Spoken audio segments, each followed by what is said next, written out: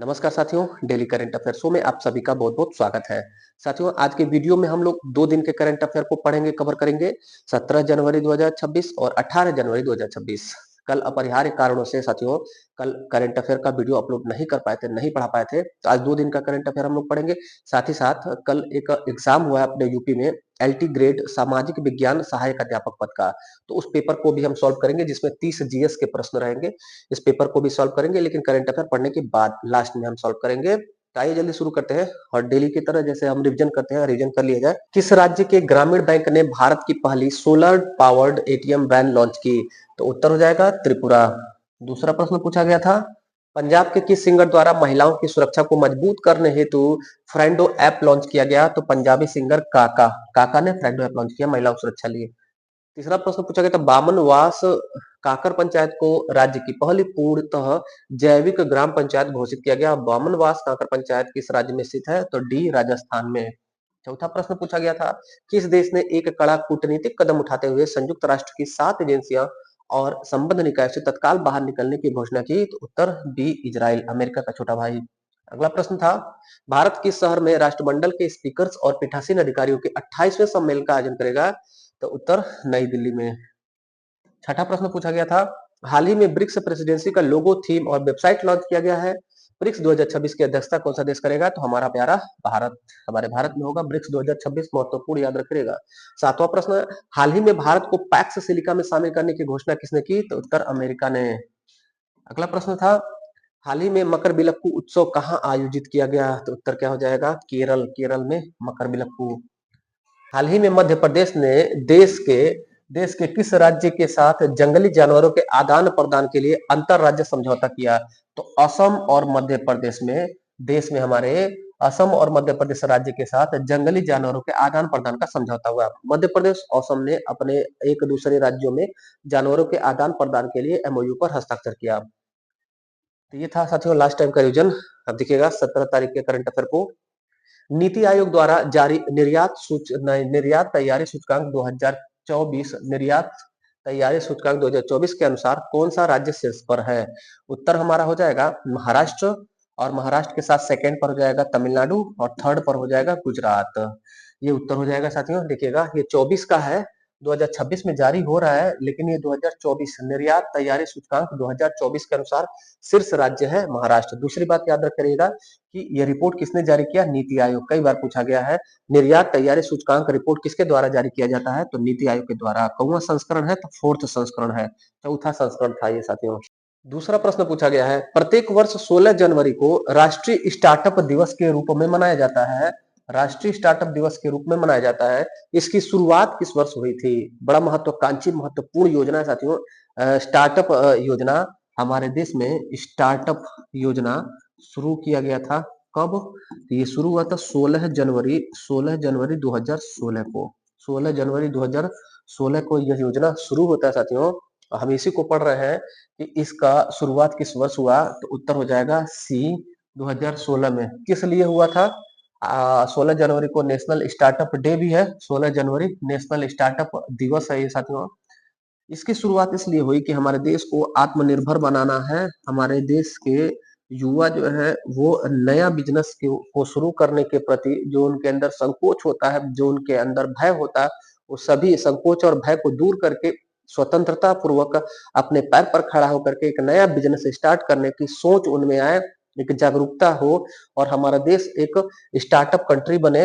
और हुआ भी है साथियों। 10 साल के बाद हमारा देश जो है स्टार्टअप के क्षेत्र में शीर्ष रैंक पर है, प्रथम स्थान पर है पूरे दुनिया में, जहां पर सबसे ज्यादा स्टार्टअप यानी कि नया बिजनेस की शुरुआत, नए कार्यों की शुरुआत सबसे ज्यादा हमारे भारत में होती है। शीर्ष पर वर्तमान में 2025-26 में हमारा भारत है स्टार्टअप के मामले में। तीसरा प्रश्न देखिएगा, हाल ही में किसे केंद्र सरकार द्वारा आईटीबीपी का प्रमुख नियुक्त किया गया? तो दो महत्वपूर्ण पैरामिलिट्री फोर्स के डीजीपी की नियुक्ति हुई है, ध्यान रखिएगा। शत्रुजीत सिंह कपूर आईटीबीपी के प्रमुख हो गए, शत्रुजीत सिंह कपूर आईटीबीपी के प्रमुख हो गए, और प्रवीण कुमार साहब बीएसएफ के प्रमुख हो गए। बीएसएफ बॉर्डर सिक्योरिटी फोर्स और आईटीबीपी दो फोर्सों के, पैरामिलिट्री फोर्सों के डीजीपी नियुक्त हुए हैं। प्रवीण कुमार बीएसएफ के और शत्रुजीत सिंह साहब आईटीबीपी के। बीएसएफ का गठन, बॉर्डर सिक्योरिटी फोर्स का गठन पाकिस्तान की सीमा पर सुरक्षा के लिए हुआ है। इसका गठन हुआ 1965 में, जब भारत पाकिस्तान युद्ध हुआ साथियों। आईटीबीपी का गठन 1962 में हुआ, जब चाइना ने धोखे से हमारे देश पर आक्रमण किया 1962 में। तब चाइना की सीमा, तिब्बत की सीमा के लिए आईटीबीपी फोर्स का गठन किया गया। चौथा प्रश्न पूछा गया है, बजाज पुणे ग्रैंड टूर 2026 का ब्रांड एम्बेसडर किसे बनाया गया। 2026 में हमारे देश में साथियों पहली बार पुणे ग्रैंड टूर होगा। इसका पूरा नाम है बजाज पुणे ग्रैंड टूर। देखिएगा, बड़ा महत्वपूर्ण प्रश्न, व्यक्तिगत रूप से बता रहे हैं, महत्वपूर्ण है, परीक्षा में आ सकता है। क्यों, देखिएगा, आप खुद समझ जाएंगे। पहली बार हो रहा है, पहली बार हो रहा है, और यह रोड साइकिल रेसिंग है, रोड साइकिलिंग है, रोड साइकिलिंग। कहीं कहीं आप वीडियो देखेंगे साथियों, किलिंग नहीं है, साइकिलिंग, रोड साइकिलिंग। आप यूरोप के कंट्री के वीडियो देखे होंगे, वहां पर होता था। हमारे भारत में पहली बार रोड साइकिलिंग रेस होगा, रोड साइकिलिंग रेस। इसी का कंपटीशन, प्रतियोगिता नाम है बजाज पुणे ग्रैंड टूर 2026। ये होगा, इसी में ब्रांड एम्बेसडर चुना गया है महेंद्र सिंह धोनी को। तो याद रखे रहिएगा, होगा कहाँ, नाम से आप समझ जाएंगे कि पुणे, महाराष्ट्र के पुणे में इसका आयोजन होगा। स्पॉन्सर कौन है, तो नाम से समझ जाएंगे कि बजाज कंपनी इसके स्पॉन्सर है। ब्रांड एम्बेसडर कौन है, तो एम एस धोनी साहब ब्रांड एम्बेसडर है। पुणे ग्रैंड टूर, गुडिल ambassador Mahendra Singh Dhoni. Cycle, road cycling race है, पहली बार हमारे भारत में आयोजित हो रहा है 2026 में। पांचवा प्रश्न देखिएगा, हाल ही में एनआईए का महानिदेशक किसे बनाया गया है। महत्वपूर्ण प्रश्न साथियों, एनआईए का प्रमुख बना दिया गया राकेश अग्रवाल साहब को। शायद ये प्रश्न हम लोग पहले भी पढ़ चुके हैं। एनआईए का महानिदेशक डीजीपी राकेश अग्रवाल जी को बनाया गया है। एनआईए का गठन 2008 में हुआ था। एनआईए का गठन 2008 में हुआ था साथियों। मुंबई ताज और ओबराय होटल में आतंकी हमला के बाद हमारे देश में एनआईए का गठन किया गया, जिसके हेड है राकेश अग्रवाल, अभी हाल ही में डीजीपी नियुक्त किए गए हैं। अगला प्रश्न, विश्व बैंक के अनुसार भारत की आर्थिक विकास दर कितनी है। उत्तर हो जाएगा 7.2%, 7.2% जीडीपी वृद्धि दर हमारे भारत की रहेगी। किसके अनुसार, वर्ल्ड बैंक के अनुसार। विश्व बैंक ने अनुमान लगा करके बताया 7.2%। तो विश्व बैंक के बारे में देखिएगा, 1944 के ब्रेटन वुड्स सम्मेलन में इसका गठन हुआ था। ब्रेटन वुड्स सम्मेलन, ब्रेटन वुड्स सम्मेलन 1944 में इसकी घोषणा की गई कि वर्ल्ड बैंक और आईएमएफ स्थापित होगा, और दोनों को जुड़वा बहन संस्थान कहा जाता है। जुड़वा जुड़वा बहन किस दो संगठन को कहा जाता है, वर्ल्ड बैंक और आईएमएफ को कहा जाता है। इसकी स्थापना कब हुई, तो 1945 में। दोनों का हेडक्वार्टर कहाँ पर है, अमेरिका की राजधानी वाशिंगटन डीसी, अमेरिका की राजधानी वाशिंगटन डीसी में। आईएमएफ के हेड कौन है, Kristalina Georgieva, Kristalina Georgieva, Kristalina Georgieva. और वर्ल्ड बैंक के प्रमुख है हमारे भारतीय अजय पाल बंगा जी, अजय पाल बंगा जी वर्ल्ड बैंक के प्रमुख है, और आईएमएफ के क्रिस्टालिना जॉर्जिवा। अगला प्रश्न देखिएगा, हाल ही में चर्चा में रही जास्कर नदी किस प्रमुख नदी प्रणाली सहायक नदी है। उत्तर हो जाएगा साथियों सिंधु नदी तंत्र, सिंधु नदी तंत्र की सहायक नदी है जास्कर नदी। इसके अलावा इसकी 5 सहायक नदियां और हैं, उसको भी याद रखिएगा। प्रमुख 5 सहायक नदी हैं, झेलम, झेलम, झेलम, झेलम के बाद साथियों चिनाब, झेलम के बाद चिनाब, चिनाब, रावी, रावी, व्यास, व्यास और सतलज। ये पांचों नदी को, इस पांचों नदी को मिला के कहा जाता है साथियों, 5 नदी को मिलाकर कहा जाता है पंजाब। जहां पर ये 5 नदियां बहती है उस क्षेत्र को कहा जाता है पंजाब। पंजाब का शाब्दिक अर्थ ही हुआ 5 नदियों की भूमि या 5 जल की भूमि। तो पंजाब का मतलब हुआ झेलम, चिनाब, रावी, ब्यास, सतलज। और पांचों सहायक नदी किसकी है, सिंधु नदी की है। और भारत पाकिस्तान के मध्य सिंधु नदी के और उसके सहायक नदियों के जल के लिए बंटवारे के लिए समझौता हुआ था। किस वर्ष पूछा जाए तो 1960, सिंधु जल समझौता 1960 में हुआ था। सिंधु नदी का उद्गम स्रोत पूछा जाए, जो प्रमुख नदी सिंधु नदी है, इसका उद्गम स्थल तो तिब्बत मानसरोवर झील में है। तिब्बत में मानसरोवर, मानसरोवर झील है, और यहीं से साथियों मानसरोवर झील से ब्रह्मपुत्र नदी भी निकलती है। वो ब्रह्मपुत्र नदी जिसको जब निकलती है तिब्बत में, चीन में, तो सांगपो या यारलुंग जांगपो नदी कहा जाता है। अगला प्रश्न देखिएगा, हाल ही में किस राज्य ने करुणा अभियान शुरू किया है। उत्तर हो जाएगा सी, गुजरात। गुजरात ने साथियों अपने राज्य में मकर संक्रांति के दिन एक अभियान शुरू किया, नाम है करुणा अभियान, जिसमें पशु पक्षियों के डॉक्टर को सेवा भाव से या स्वेच्छा से या फिर कह सकते हैं स्वयं सेवकों के रूप में नियुक्त किया जाएगा। पशु पक्षी पशु पक्षी स्वयं सेवक पशु पक्षी स्वयं सेवक पशु पक्षी स्वयं सेवक चिकित्सकों की नियुक्ति करने वाला राज्य गुजरात। कौन सा अभियान? करुणा अभियान। किसका उपचार होगा? पशु पक्षियों का उपचार। किस दिन शुरू हुआ? मकर संक्रांति के दिन। अगला देखिएगा, देश में कौन सा राज्य क्रॉनिक किडनी डिजीज रजिस्ट्री की योजना बनाने वाला पहला राज्य बनने जा रहा है? उत्तर सी, उड़ीसा। उड़ीसा राज्य साथियों, उड़ीसा राज्य भारत का पहला ऐसा राज्य बनने जा रहा है जो किडनी से संबंधित बीमार व्यक्ति हैं जिनका डायलिसिस होता है, उनका डाटा कलेक्ट करेगा, उनको उनकी रजिस्ट्री करेगा साथियों।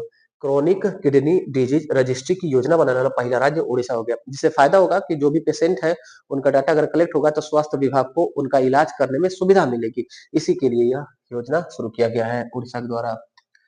साथियों, अभी तक हमने जो पढ़ा वो 17 का करंट अफेयर था, 17 जनवरी का करंट अफेयर था। अब आज के करंट अफेयर को पढ़ेंगे और उससे पहले डेली की तरह हम जो रिवीजन करते हैं तो थोड़ा 17 तारीख का रिवीजन कर लेते हैं, फिर 18 का पढ़ेंगे। 17 का रिवीजन जो अभी हम लोग पढ़े हैं उसी का रिवीजन है। अभी पूछा गया था, नीति आयोग द्वारा जारी निर्यात तैयारी सूचकांक 2024 के अनुसार कौन सा राज्य शीर्ष पर रहा? तो क्या उत्तर था हमारा? इसमें शीर्ष पर रहा महाराष्ट्र, सेकंड पर तमिलनाडु और थर्ड पर गुजरात। दूसरा प्रश्न पूछा गया था, प्रत्येक वर्ष 16 जनवरी को राष्ट्रीय स्टार्टअप दिवस के रूप में मनाया जाता है, इसकी शुरुआत तो स्टार्टअप योजना की शुरुआत 2016 में हुई थी। तीसरा प्रश्न, हाल ही में किसे केंद्र सरकार द्वारा आईटीबीपी का प्रमुख नियुक्त किया गया? शत्रुजीत सिंह कपूर को आईटीबीपी और प्रवीण कुमार को बीएसएफ का प्रमुख नियुक्त किया गया। अगला प्रश्न था, बजाज पुणे ग्रैंड टूर 2026 के ब्रांड एम्बेसडर तो महेंद्र सिंह धोनी, पहली बार हो रहा है साइकिल रेस। अगला प्रश्न पूछा गया था, हाल ही में एनआईए का महानिदेशक किसे बनाया गया? तो उत्तर राकेश अग्रवाल साहब को।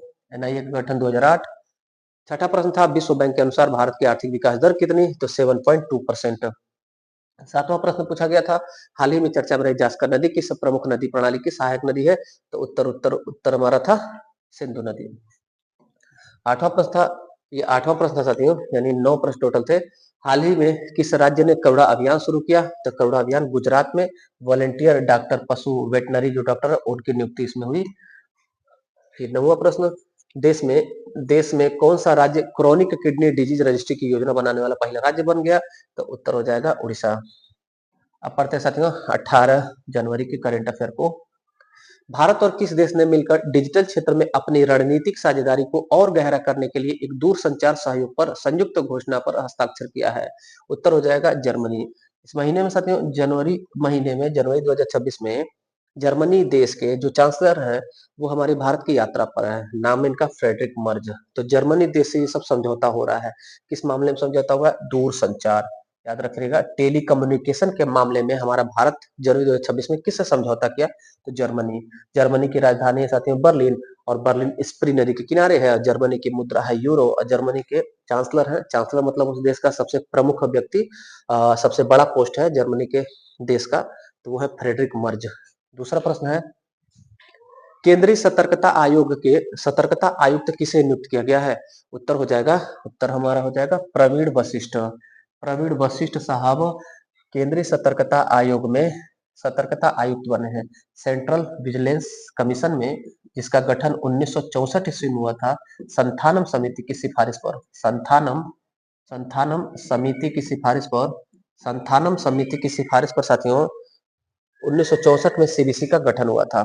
और देश के प्रथम मुख्य सतर्कता आयुक्त थे नेट्टूर श्रीनिवास राव थे। और वर्तमान में मुख्य सतर्कता आयुक्त सेंट्रल विजिलेंस कमिश्नर कौन? तो उत्तर करिएगा प्रवीण श्रीवास्तव साहब ये सीबीसी है साथियों, सेंट्रल विजिलेंस कमिश्नर, मुख्य सतर्कता आयुक्त जो फर्स्ट पोस्ट है, सबसे प्रथम पोस्ट है। अभी जो है ये विजिलेंस कमिश्नर नियुक्त हुए हैं, सतर्कता आयुक्त नियुक्त हुए हैं प्रवीण वशिष्ठ। तो प्रवीण दोनों है, कंफ्यूज न होइएगा थोड़ा सा। और इसके बारे में जरूर याद रखिएगा, सीबीसी गठन 1964 में संतानव समिति की सिफारिश पर, और प्रथम सीबीसी जो थे नेट्टूर श्रीनिवास राव। सीबीसी एक पोस्ट भी हो गया साथियों, एक डिपार्टमेंट भी हो गया। केंद्रीय सतर्कता आयोग ये आयोग हो गया, सेंट्रल विजिलेंस कमीशन, और इसमें जो आयुक्त होंगे वो भी सीबीसी ही कहलाएंगे, सेंट्रल विजिलेंस कमिश्नर। कमिश्नर को हिंदी में कहा जाता है आयुक्त। हाल ही में देश में और कौन कौन से अध्यक्ष या प्रमुख नियुक्त हुए हैं देखिएगा। सूचना आयुक्त नियुक्त हुए राजकुमार गोयल साहब, सीआईसी हमारे देश के राजकुमार गोयल साहब। इंटेलिजेंस ब्यूरो में डायरेक्टर नियुक्त तपन डेका जी। और रॉ में प्रमुख पराग जैन साहब। अगला प्रश्न देखिएगा। किस कंपनी ने महाराष्ट्र गैस पाइपलाइन के लिए मुंबई नागपुर के बीच 694 किलोमीटर की ऐतिहासिक परियोजना को मंजूरी दी? उत्तर हो जाएगा साथियों, उत्तर हमारा GAIL. Gas authority of India limited ने gas authority of India limited ने 694 किलोमीटर लंबी गैस पाइपलाइन मुंबई से नागपुर तक बिछाने का योजना बनाया और उस योजना परियोजना को मंजूरी भी मिल गई केंद्र की। किस कंपनी ने? तो गेल। देखिएगा उत्तर, उत्तर हमारा हो जाएगा D, GAIL. Gas authority of India Limited Maharashtra में गैस पाइपलाइन बिछाएगी जिससे एलपीजी सीएनजी जो गैस होता है साथियों उसको उसको आयात और निर्यात किया जा सके, पाइपलाइन के माध्यम से एक जगह से दूसरी जगह पहुंचाया जा सके। कहां से कहां? तो मुंबई से नागपुर, महाराष्ट्र के भीतर ही। कितना किलोमीटर लंबा ये पाइपलाइन होगा? तो 694 किलोमीटर लंबा पाइपलाइन होगा। एक राज्य से दूसरे राज्य में 694 किलोमीटर काफी लंबा लग रहा है, लेकिन अगर आप देखें साथियों हमारे देश का मैप तो महाराष्ट्र ये यहाँ तक है, तो महाराष्ट्र में नागपुर इस दिशा में है और मुंबई यहाँ पर है। तो मुंबई से नागपुर की दूरी और पूरा पाइपलाइन बिछाते बिछाते इसकी लंबाई 694 किलोमीटर हो जाएगी। मुंबई साथियों, ये मुंबई अगर पूछा जाए किस द्वीप पर बसा है मुंबई, तो मुंबई सालसेट द्वीप पर बसा हुआ, याद रखिएगा। हमारे भारत का सर्वाधिक जनसंख्या वाला द्वीप कौन सा है? सर्वाधिक जनसंख्या वाला सर्वाधिक जनसंख्या वाला द्वीप कौन सा है? सालसेट द्वीप है। भारत का सर्वाधिक जनसंख्या वाला द्वीप सालसेट द्वीप जिस पर बसा है मुंबई। थोड़ा सा महाराष्ट्र के बारे में कुछ विशेष देखिएगा। महाराष्ट्र की राजधानी हो गई मुंबई और भाषा है मराठी। सबसे ऊंचा स्थान कलसुबाई शिखर है, इसकी गुफाएं हैं अजंता एलोरा एलिफेंटा की गुफाएं हैं साथियों महाराष्ट्र में। प्रसिद्ध कला शैली यहाँ पर है वारली कला शैली। और महाराष्ट्र गोवा की सीमा पर दुग्ध सागर जलप्रपात है और ये नदी है इस पर मांडवी मांडवी नदी पर दुग्ध सागर जलप्रपात महाराष्ट्र गोवा की सीमा पर है, बाउंड्री पर है। महाराष्ट्र भूषण पुरस्कार से प्राप्तकर्ता पहले व्यक्तित्व पुरुषोत्तम देश पांडे को महाराष्ट्र भूषण पुरस्कार मिला था सबसे पहले। यहाँ पर एक प्रसिद्ध झील है लोनार झील, जो कहा जाता है साथियों क्रेटर द्वारा निर्मित झील है, क्रेटर द्वारा या उल्कापिंड गिरने से निर्मित झील है। ज्वालामुखी के क्रेटर से या उल्कापिंड से के गिरने से निर्मित झील है। तो जो भी ऑप्शन में आपके दिखेगा साथियों उसको करिएगा आप। जैसे ना बहुत बार परीक्षा में पूछा गया है भारत का क्रेटर द्वारा निर्मित एकमात्र झील, तो उत्तर हो जाएगा लोनार झील महाराष्ट्र। लेकिन कुछ विद्वान कहते हैं कि यह जो है ज्वालामुखी के क्रेटर से नहीं बल्कि उल्कापिंड आकाश से गिरा था, तो उससे जो है इसका निर्माण हुआ है। तो जैसा विकल्प रहेगा आप वैसे चूज कर लेंगे। अगला प्रश्न देखिएगा। भारत ऊर्जा के क्षेत्र में एक बड़े वैश्विक भारत विद्युत शिखर सम्मेलन का आयोजन किस वर्ष करेगा? किस वर्ष करेगा? तो उत्तर हो जाएगा हमारा मार्च 2026। मार्च 2026 में साथियों वैश्विक स्तर का एक सम्मेलन होगा, वैश्विक भारत विद्युत शिखर सम्मेलन मार्च 2026 में। इसी प्रकार से साथियों फरवरी 2026 में ग्लोबल एआई इम्पैक्ट सम्मेलन हमारे भारत में होगा। भारत में हमारे अगर प्रश्न पूछा जाए कि दुनिया में किस देश में वैश्विक इलेक्ट्रिसिटी कॉन्फ्रेंस या समिट हुआ है, तो आप उत्तर करेंगे भारत। भारत विद्युत शिखर सम्मेलन मार्च 2026। थोड़ा सा डिटेल देखिएगा। भारत में तापी ऊर्जा सबसे ज्यादा जो हमारे यहाँ हमारे देश में विद्युत उत्पादन होता है वो टेम्परेचर से होता है, ताप ऊर्जा होता है जिससे कोयला को बर्न करके बिजली पैदा किया जाता है एनटीपीसी प्लांट में। इसका हिस्सा सबसे ज्यादा है। जो आप घरेलू बिजली या फिर कहीं पर भी बिजली जो देख रहे हैं, इलेक्ट्रिसिटी हमारे घर और परिवार में जो आई हुई है साथियों, उसमें वो जो आ रही है उसमें सबसे ज्यादा हिस्सा पूरे देश में किसका है? तो एनटीपीसी का। यानी भारत में सबसे ज्यादा बिजली पैदा करती है एनटीपीसी प्लांट, जो थर्मल पावर प्रोजेक्ट होती है, कोयला से बिजली पैदा होता है।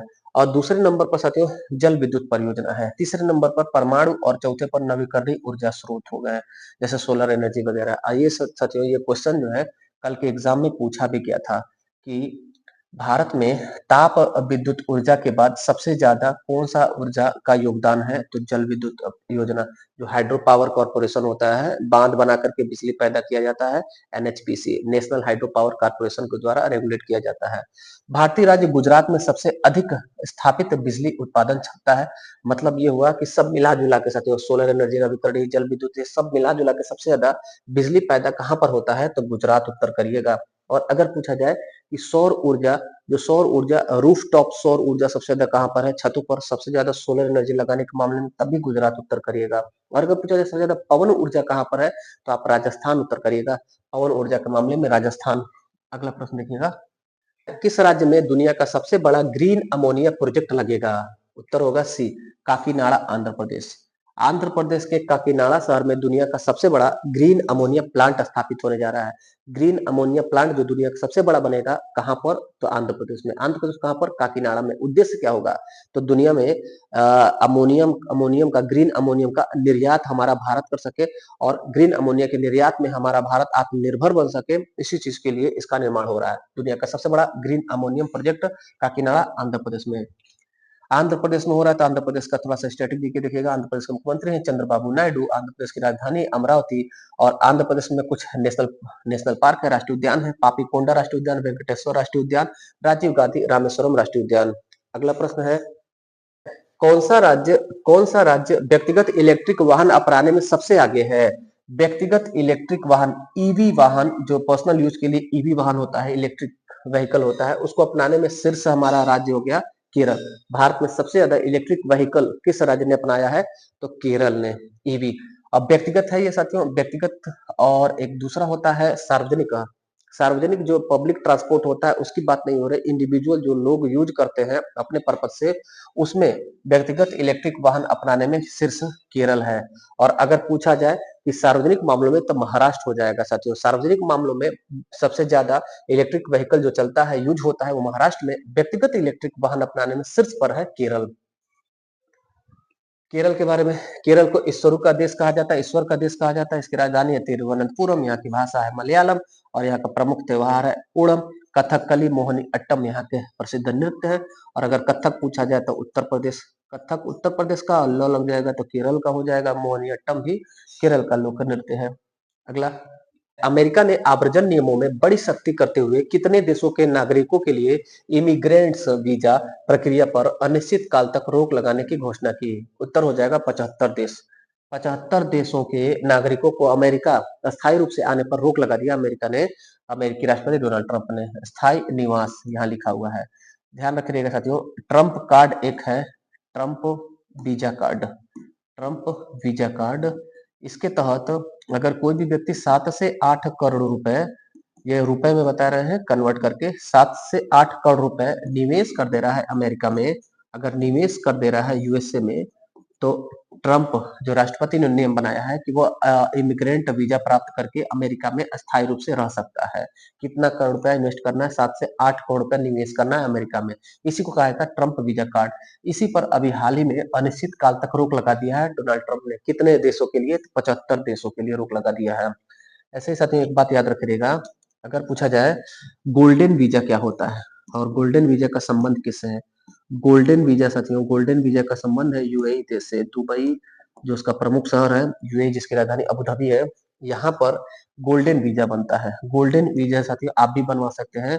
20 से 25 लाख रुपए इसका कीमत वर्तमान में इसी के अराउंड में है। 20 से 25 लाख रुपया देने पर आपको एक वीजा मिल जाएगा, गोल्डन वीजा मिल जाएगा, जिससे आप यूएई के नागरिक हो जाएंगे। आप जब मन करेगा तब अपने खाला के घर की तरह जा सकते हैं दुबई में। तो ये था साथियों वीजा के संबंध में कुछ बात। अमेरिका ने किया है, तो अमेरिका की राजधानी वाशिंगटन डीसी, और अमेरिका की सबसे लंबी नदी मिसौरी, और अमेरिका में पर्वत है रॉकी पर्वत, रॉकी पर्वत।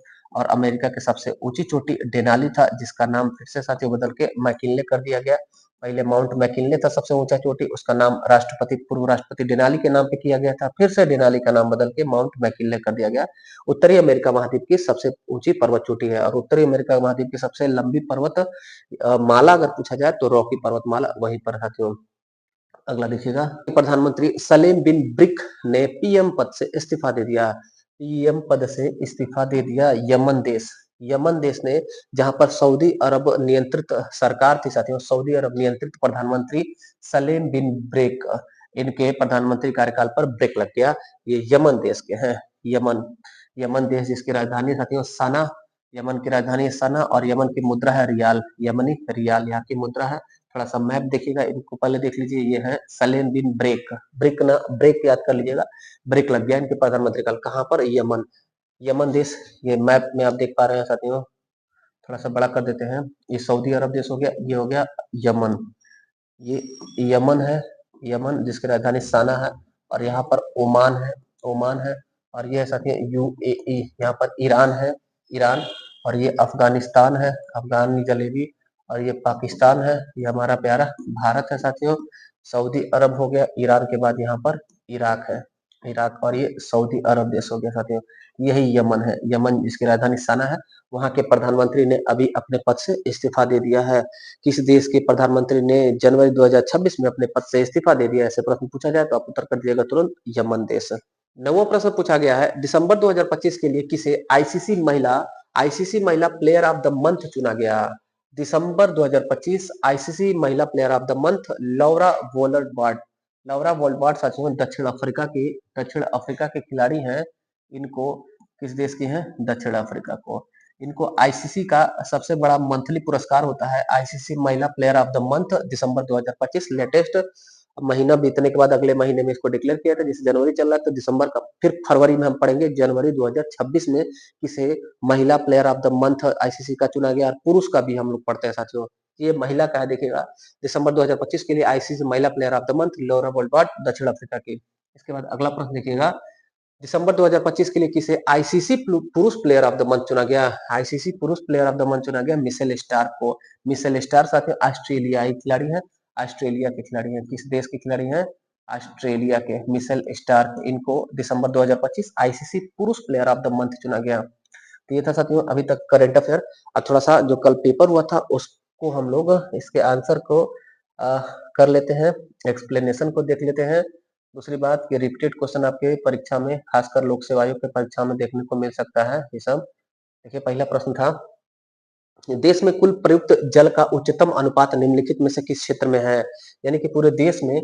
साथियों पहले अगर स्पष्ट आपको नहीं दिख रहा होगा तो आप अपने YouTube स्टूडियो की सेटिंग से ऊपर सेटिंग जो कॉर्नर में बटन होता है वहां से अपने वीडियो क्वालिटी को बढ़ा लीजिएगा, स्पष्ट दिखाई देने लगेगा। देश में कुल प्रयुक्त जल का उच्चतम अनुपात निम्नलिखित में से किस क्षेत्र में खर्च होता है? आप जो पानी प्रयोग करते हैं अपने देश में सबसे ज्यादा कहाँ खर्च होता है? वो सिंचाई में खर्च होता है। बड़ी नहर, छोटी नहर, तमाम संसाधनों से या पंप सेट, नलकूप लगा करके पानी निकाल करके धरती से या फिर जो नदी होती है उससे, नहरों के माध्यम से हम सिंचाई में सबसे ज्यादा पानी उपयोग करते हैं साथियों। पहला हमारा उत्तर हो जाएगा सी।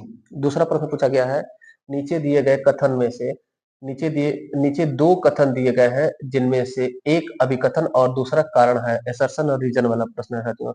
अभिकथन ए, एनाबीना और एजोला के बीच सहजीवी संबंध नम भूमि धान की खेती कृषि में जैव उर्वरक के रूप में कार्य करता है। सही बात है।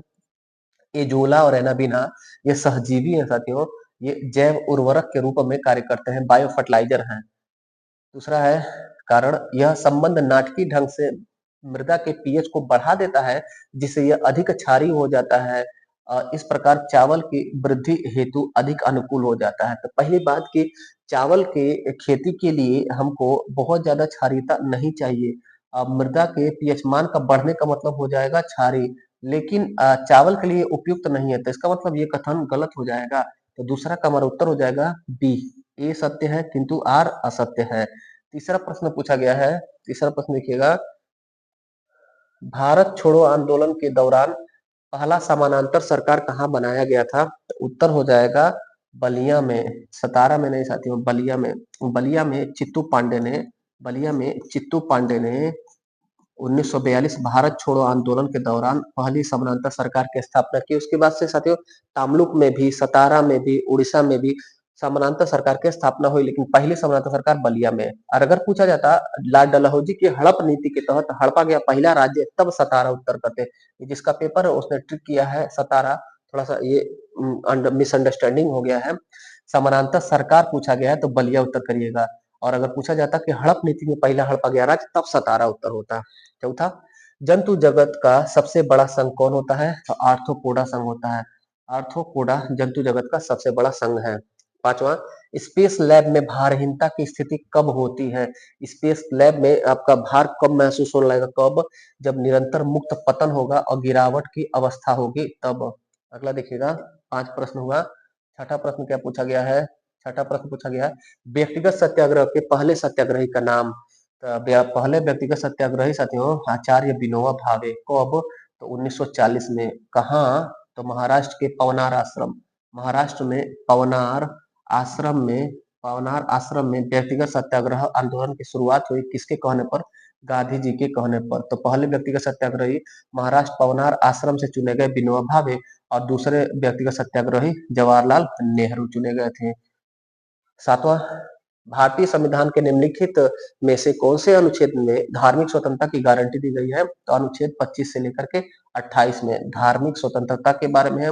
अनुच्छेद 19 से लेकर के 22 की बात अगर हम करें तो स्वतंत्रता से संबंधित है, और अनुच्छेद 14 से 18 के बारे में बात करें तो समानता के अधिकार, समता के अधिकार से संबंधित है।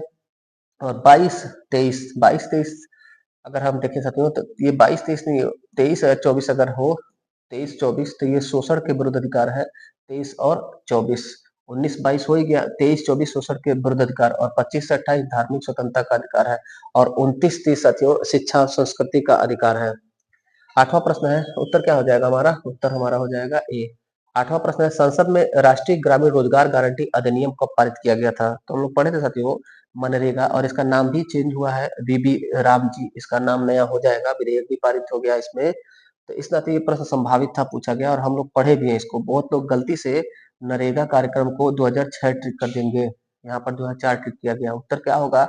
एक्ट जो बना था 2005 में बना था, लागू कब हुआ था? 2 फरवरी 2006 को लागू हुआ था नरेगा कार्यक्रम, national rural employment guarantee act. और फिर बाद में 2 अक्टूबर 2009 को, 2 अक्टूबर यानी गांधी जयंती, 2 अक्टूबर 2009 को इसका नाम Mahatma Gandhi national rural employment guarantee act किया गया, और अभी इसका नाम बीबी राम जी कर दिया गया साथियों। दुनिया की सबसे बड़ी ग्रामीण रोजगार गारंटी वाला ये एक्ट है। तो उत्तर हमारा हो जाएगा इसका 2005 डी। पूछा गया राष्ट्रीय ग्रामीण रोजगार गारंटी अधिनियम कब पारित हुआ? तो 2005 में पारित हुआ। लागू कब हुआ? तो 2006 में लागू हुआ। मनरेगा कब बना? तो 2009 में बना। बीबी राम जी कब बना? 2025-26 में। अगला, निम्नलिखित पर विचार कीजिए तथा इन्हें सही कालानुक्रम में सबसे पहले से आखिरी तक व्यवस्थित करिए। तो देखिए साथियों इसमें आप एक देख रहे होंगे स्टार्टअप योजना, हमने कहा कि बहुत महत्वपूर्ण है। 16 जनवरी 2016 को ये शुरू हुआ था। पीएम वंदन योजना साथियों ये सबसे लेटेस्ट में, सबसे लास्ट में हो जाएगा, याद नहीं आ रहा है आपको। पीएम मुद्रा योजना, पीएम मुद्रा अगर हम यहाँ देखें तो मोदी जी जब प्रधानमंत्री हमारे देश के बने थे तो सबसे पहले लोगों का खाता खुला था साथियों पीएम जनधन योजना के अंतर्गत, यानी 2015 की योजना हो गई। 2015 पीएम जनधन योजना, 2016 में स्टार्टअप योजना, और सबसे लास्ट में ये है। तो ऑप्शन थोड़ा हम देखें, तीन तीन पहला इसमें है, 3-4-1-2, 3-4-1-2, तो ये सबसे लास्ट में हो जा रहा है, सबसे लास्ट में स्थापित हुआ। 3 फिर 4 पीएम मुद्रा योजना शुरू हुआ था। जनधन के बाद पीएम मुद्रा योजना, और उसके बाद साथियों स्टार्टअप योजना, सबसे लास्ट में पीएम वय वंदन योजना। तो उत्तर हमारा इसका 9 का बी हो जाएगा। 10वां प्रश्न पूछा गया है, आजाद हिंद फौज का समर्थन किया था? उत्तर हो जाएगा भारतीय स्वतंत्रता league, Indian independence league. Indian independence league ये आजाद हिंद फौज का समर्थन की थी। बाकी कांग्रेस, होम रूल लीग, मुस्लिम लीग इसने समर्थन नहीं किया था। दंत क्षय प्रारंभ होता है जब मुख का पीएच मान कम होता है, कितना से? मुंह का पीएच मान 5.5 से अगर कम होगा तो दांतों का क्षय होने लगेगा, दांत टूटने लगेगा 5.5 से। और पीएच आप जानते हैं साथियों 0 से लेकर के 14 पैमाना होता है पीएच, इसमें अगर 7 रहेगा तो ये उदासीन हो जाएगा, और 7 से कम हो जाएगा तो अम्लीय हो जाता है, और 7 से अधिक हो जाएगा तो क्षारीय। तो 5.5 से अगर कम और ज्यादा दांत मुंह अम्लीय होता है, 5.5 से अगर कम पीएच मान हो गया तो ज्यादा अम्लीय हो जाएगा मुंह, जब ज्यादा मुंह अम्लीय हो जाएगा तो दांत टूटने लगेगा। इसीलिए जो है टूथपेस्ट को बड़ा ध्यान पूर्वक देख करके यूज करना है, किसमें अम्लीयता ठीक ठाक है। अगला प्रश्न, 2011 की जनगणना के अनुसार भारत में साक्षरता दर क्या है? तो उपयुक्त विकल्पों में 74%, एक अंतिम आंकड़ा होता है, एक अनंतिम आंकड़ा होता है, तो 74% साक्षरता दर है, और कभी कभी आप पढ़ेंगे तो 73% भी आपको मिलेगा। तो 73 और 74 दोनों आपको याद रखना है। निम्नलिखित में से कौन सा भारतीय संविधान का अभिरक्षक है? हम लोग पढ़ते हैं साथियों, संविधान पढ़ भी रहे हैं कि हमारा सुप्रीम कोर्ट संविधान का बॉडीगार्ड है, अभिभावक है, अंगरक्षक है, अभिरक्षक है, और व्याख्या करता है। 14वां प्रश्न है, ब्रिटिश काल में स्थापित प्रथम विश्वविद्यालय, तो जहां अंग्रेजों की राजधानी थी कलकत्ता, कलकत्ता में पहला विश्वविद्यालय का स्थापना हुआ, कलकत्ता में पहला हाई कोर्ट का भी स्थापना हुआ, कलकत्ता में पहला सुप्रीम कोर्ट का भी स्थापना हुआ, और कलकत्ता में ही आरबीआई का भी मुख्यालय था, फिर बाद में मुंबई स्थापित हुआ। हाल ही में किस राज्य सरकार ने ग्राम पंचायत स्तर पर अपशिष्ट प्रबंधन को बढ़ाने के लिए ग्रामीण स्वच्छता नीति लागू की? रूरल रूरल रूरल स्वच्छता का हो जाएगा साथियों क्लीनिंग पॉलिसी। आरएसपी लिखा गया है, आरएसपी ग्रामीण स्वच्छता पॉलिसी। अच्छा, ग्रामीण स्वच्छता पॉलिसी कहाँ शुरू हुआ? उत्तर प्रदेश में। ऑपरेशन फ्लड का संबंध किससे है? श्वेत क्रांति यानी कि दुग्ध उत्पादन से। दुग्ध उत्पादन को बढ़ावा देने के लिए ऑपरेशन फ्लड, श्वेत क्रांति, वर्गीज कुरियन। जलवायु स्मार्ट कृषि का मुख्य उद्देश्य क्या है? उत्पादकत्व को बढ़ावा देना और हरित जो गृह गैस होते हैं, ग्रीन हाउस गैस होते हैं, उनको घटाना। जो हमारे पर्यावरण के लिए प्रदूषण का काम करते हैं, वातावरण को प्रदूषित करते हैं, ग्रीन हाउस गैस, उनको घटाना और उत्पादकता को बढ़ावा देना, इसी को कहा जाएगा जलवायु स्मार्ट कृषि। 18वां प्रश्न है, भारतीय संविधान की प्रस्तावना में समाजवादी और धर्मनिरपेक्ष शब्दों को किस संशोधन से जोड़ा गया? 42वां संविधान संशोधन 1976, जिसको सबसे बड़ा संविधान संशोधन कहा जाता है, लघु संविधान भी इसको कहा जाता है। भारतीय अर्थव्यवस्था की विशेषता क्या है? औद्योगिक अर्थव्यवस्था, पूंजीवादी, समाजवादी या कृषिगत या कृषि आधारित अर्थव्यवस्था।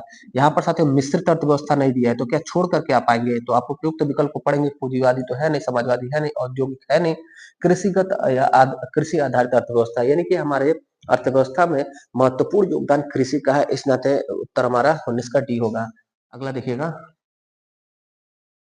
ट्रिटिकल निम्न के मध्य का संकरण संकरण क्रॉस है। ट्रिटिकल पूछ रहा है। ट्रिटिकल साथियों गेहूं और राई के मध्य संकर है, क्रॉस है, क्रॉस प्रोडक्ट है ट्रिटिकल। ऑरेंज इकोनॉमी का मुख्य रूप से किस क्षेत्र को संदर्भित करता है? ऑरेंज इकोनॉमी क्रिएटिविटी और कल्चरल इंडस्ट्री को, क्रिएटिविटी और कल्चरल इंडस्ट्री को ये संदर्भित करता है, रिफर्ड करता है। 22वां है, निम्न में से कौन सा उद्योग चूना पत्थर, सिलिका और जिप्सम को कच्चे माल के रूप में प्रयोग होता है? चूना पत्थर, सिलिका, जिप्सम, ये सीमेंट उद्योग में कच्चा माल के रूप में प्रयोग किया जाता है।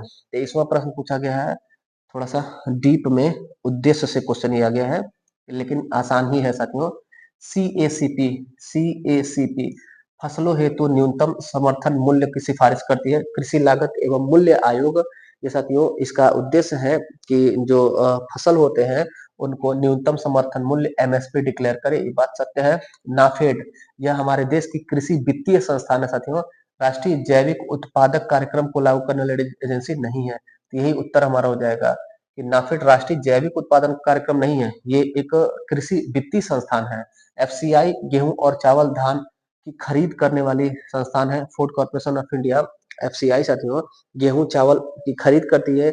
एफसीआई गोदाम में जाता है, जो भी किसान अपना धान गेहूं क्रय केंद्रों पर बेचता है, उसके बाद एफसीआई जाता है। एफसीआई के बाद से फिर जो है कोटेदार के पास राशन जहां से बढ़ता है वहां पे आता है, और वहां से फिर जो जरूरतमंद लोग होते हैं उनको राशन प्रदान किया जाता है। तो ये सर्किल होता है साथियों।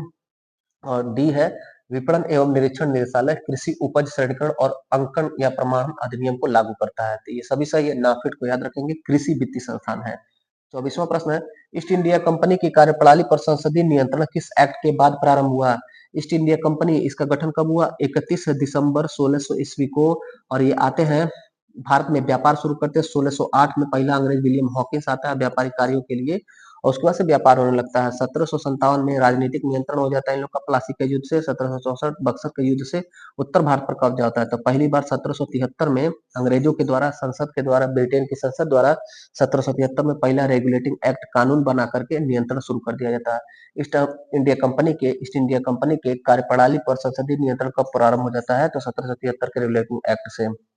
अगला देखिएगा, जुगाली करने वाले पशु, जुगाली जुगाली करने वाले पशु मवेशी, जुगाली करने वाले मवेशियों द्वारा एंटेरिक फर्मेंटेशन के दौरान कौन सी गैस उत्पादित होती है, निकलती है? तो मीथेन। मीथेन साथियों CH4 जो मीथेन होता है, जुगाली करने वाले पशु से या गोबर गैस से या धान की खेतों से उत्सर्जन होता है मीथेन गैस। जुगाली का मतलब हुआ जो मुंह हमेशा चलाते हैं साथियों, मुंह चलते रहता है, जैसे गाय, भैंस और भी कुछ जानवरों को आप देखेंगे, बैल मुंह हमेशा उनका चलते रहता है, मुंह से झाग निकलता रहता है, तो वही उसी को बोलते हैं जुगाली करना। तो जब वो जुगाली करते हैं तो मीथेन गैस का वहां से उत्सर्जन होता है, निकलता है।